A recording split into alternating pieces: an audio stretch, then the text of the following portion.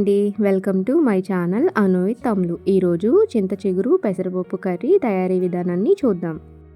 ఈ కూర సమ్మర్లో శరీరానికి చల్లదనాన్ని ఇస్తుంది. ముందుగా చింత చిగురుని తీసుకుని శుభ్రంగా కడిగి పక్కన పెట్టుకోవాలి. తర్వాత 1 కప్ పెసరపప్పును తీసుకుని పెసరపప్పును కూడా 2 to 3 టైమ్స్ వాష్ చేసుకోవాలి. తర్వాత కట్ చేసిన ఉల్లిపాయ ముక్కలు, పచ్చిమిరపకాయ ముక్కలు, ఒక గ్లాస్ వాటర్ పోసుకుని ఒకసారి కలుపుకుని స్టవ్ మీద పెట్టి 15 మినిట్స్ కుక్ చేసుకోవాలి. మనం పెసరపప్పును తీసుకున్నాం కదా, పెసరపప్పు కుక్ అవ్వడానికి ఎక్కువ టైం పట్టదు. 10 to 15 మినిట్స్లోనే కుక్ అయిపోతుంది. పప్పు ఇలా కుక్ అయిన తర్వాత కడిగి పక్కన పెట్టుకున్న చింత చిగురుని వేసుకుని కొంచెం వాటర్ పోసుకుని కుక్ చేసుకోవాలి.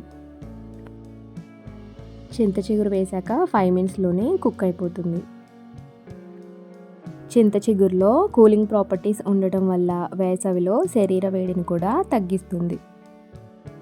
ఇలా కుక్ అయిన తర్వాత కొంచెం పసుపు, రుచికి తగినంత సాల్ట్, 1 స్పూన్ కారం వేసుకుని బాగా కలుపుకుని 2 మినిట్స్ కుక్ చేస్తే సరిపోతుంది.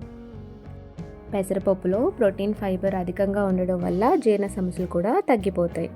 అలాగే చింత చిగురులో విటమిన్ సి అధికంగా ఉండడంతో రోగనిరోధక శక్తిని పెంచుతుంది. ఇది ఆహారం త్వరగా జీర్ణం కావడానికి సహాయపడుతుంది. తర్వాత నెయ్యితో కానీ నూనెతో కానీ తాలింపు వేసుకోవాలి. తాలింపులో ఆవాలు, జీలకర్ర, ఎండుమిరపకాయలు, వెల్లుల్లి రెబ్బలు, కరివేపాకు వేసుకుని తాలింపు వేసుకోవాలి. అంతేనండి, సింపుల్గా ఎంతో టేస్టీగా ఉండే చింత చిగురు పెసరపప్పు కర్రీ రెడీ. సమ్మర్లో శరీరానికి చలవ చేసే ఈ కర్రీని మీరు కూడా ఒకసారి ట్రై చేయండి.